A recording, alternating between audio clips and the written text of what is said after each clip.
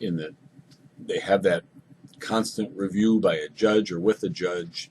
Again, the relationship with the judge is so important, and the team behind it, helping to monitor and watch and keep them on their medications, and along with all the other services that they need, including making sure that their housing is appropriate, that they're maintaining their employment if they've got it, and things like that. So mental health has been one of those pieces. Certainly, part of that, one of the struggles we have locally, and most jurisdictions do too, is having that intermediate mental health care piece.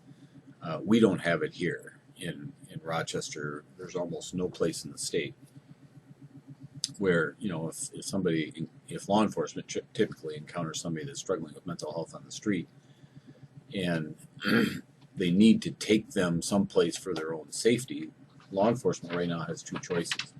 One is a jail, and the other is into the emergency room. And for about probably 75% of those people, those are two extremes that are just too significant. But we don't have another place to take what else them. do you do?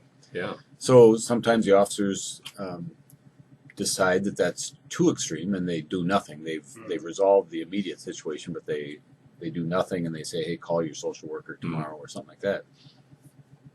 Or they end up just taking them to a jail or emergency room. And with both of those places, once you get into the jail or the emergency room, I don't know which one is harder to get out of. I know the process to get out of the jail, and that's difficult for anybody.